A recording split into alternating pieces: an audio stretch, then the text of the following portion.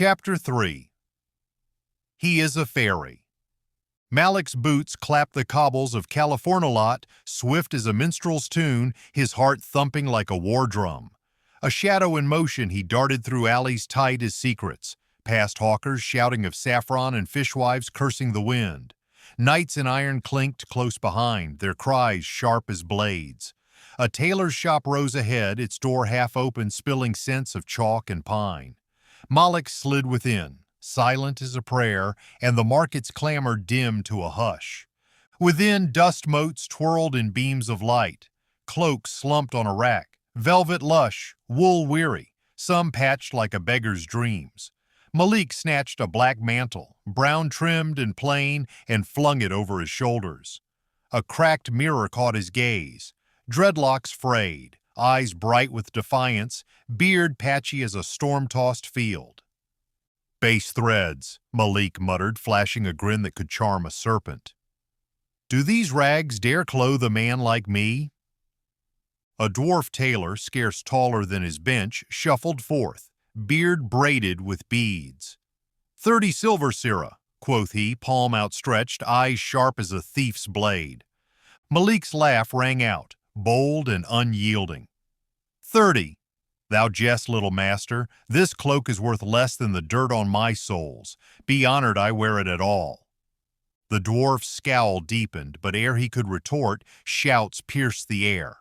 He fled herein, brown of skin, dreadlocked, swift as a fox.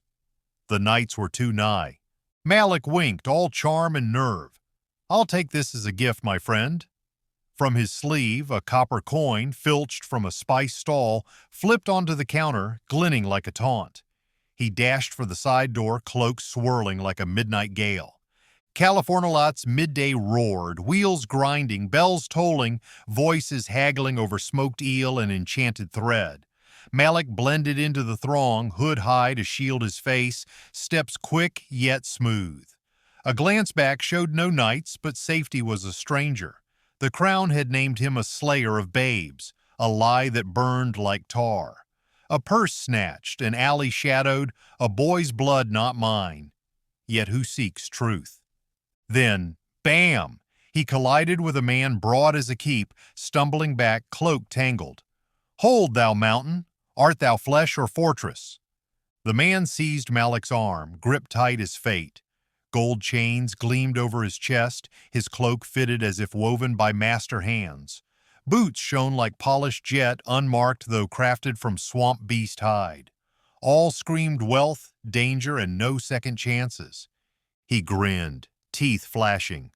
"What ho!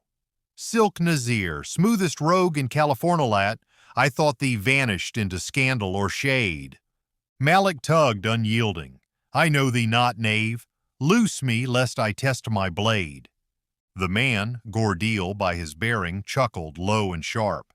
"Charm, thy cloak is a beggar's jest. No silk remains, only sorrow." Ere Malik could retort, a carriage rolled nigh, black as a moonless night, its edges aglow with silver fire. No creak, no flaw, just splendor. The door parted, and forth stepped Lord Diddler of mischievous man estates. His tunic gleamed white, overcoat black and tailored to perfection, dripping with opulence. Silver cuffs caught the sun, a lion's brooch roared over his heart. A jeweled ring sat heavy on his hand, despite the shade. His beard, trimmed to sharp precision, seemed to challenge the heavens. Each step claimed the earth, the crowd parting like subjects before a lord. Lord Diddler spoke, voice smooth as velvet. "Well, well, Silk Nazir, once the brightest rogue in California. I see thee, brother, through all that dust and dread.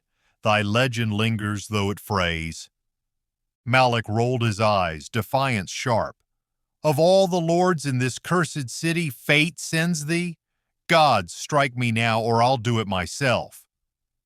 Two women stepped from the carriage, each a vision of power.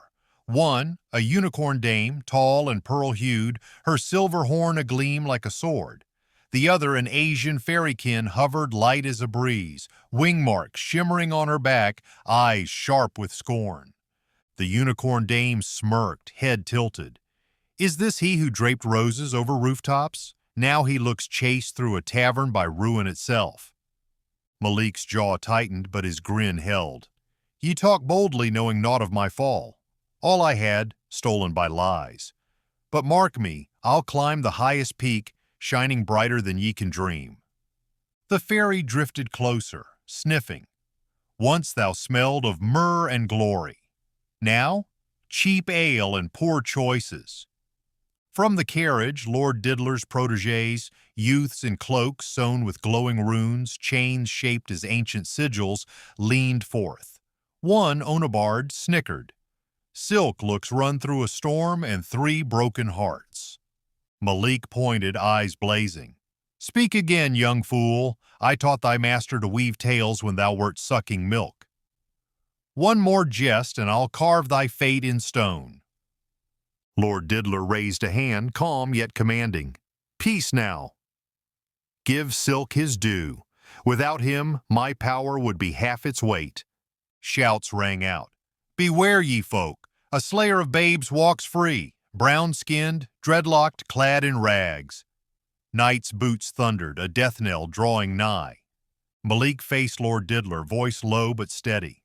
I slew no child. It was a setup. A purse grabbed, a wrong turn, a boy's blood not mine. Now the crown hunts me like a dog. Lord Diddler tilted his head unfazed. Yet here thou art, sweating like a thief in a temple. I am thy only salvation, Silk. The same deal I gave thy mother when she danced back into the game. Join me. Be my star, my blade. I'll shift thy face, thy fate, make thee shine again. What sayest thou? Malik's eyes flared, defiance burning.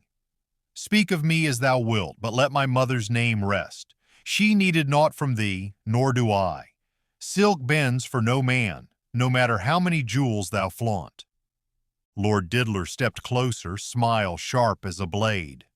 Oh, but thou dost bend, knees shaking, breath short, looking as if thou hast not slept since the moon was new.